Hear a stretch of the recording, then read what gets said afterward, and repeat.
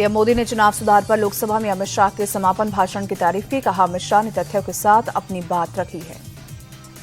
PM Modi ने कहा, अमित शाह ने विपक्ष के झूठ को किया एक्सपोज, सदन में चुनाव की प्रक्रिया को समझाया। लोकसभा में चुनाव सुधार पर समापन भाषण के दौरान अमित शाह ने किया 3D मंत्र का कहा, डिटेक्ट, डिलीट, डिपोर्ट की 3D पॉलिसी से बाहर हों न्यूज बैठे। अमित शाह के भाषण पर राहुल गांधी का पलटवार। कहा, हमने जो बिंदु रखे उस पर जवाब नहीं दिया।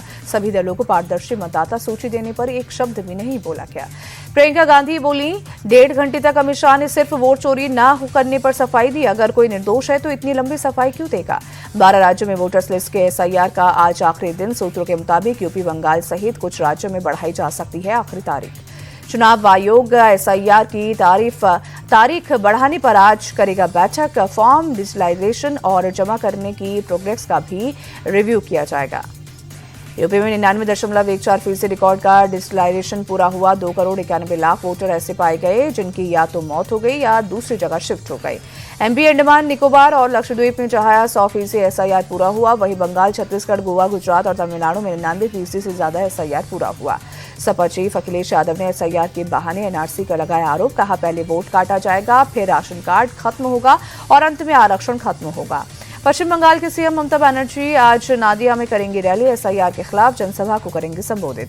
पश्चिम बंगाल में नेता प्रतिपक्ष शुवेंदु अधिकारी ने CM ममता पर लगाया बांग्लादेशी घुसपैठियों को संरक्षण देने का आरोप। कहा, इसीलिए वो SIR कर रही है विरोध। राजस्थान के हनुमानगढ़ में पुलिस और किसानों के बीच झड़प। प्रदर्शनकारियों ने कई गाड़ियों को किया आग के हवाले।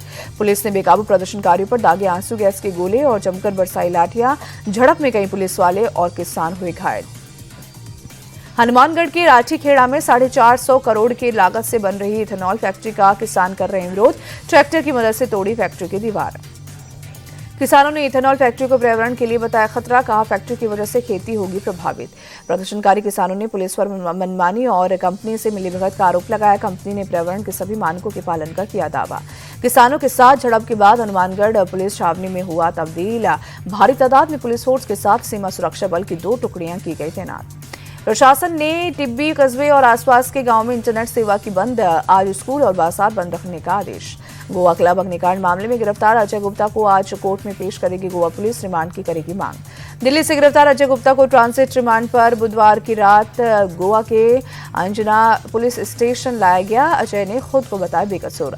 गोवा नाइट क्लब के मालिक सौरभ और गौरव लूथरा को दिल्ली की अदालत से नहीं मिली राहत। रोहिणी कोर्ट में आज होगी अंतरिम बेल की याचिका पर सुनवाई।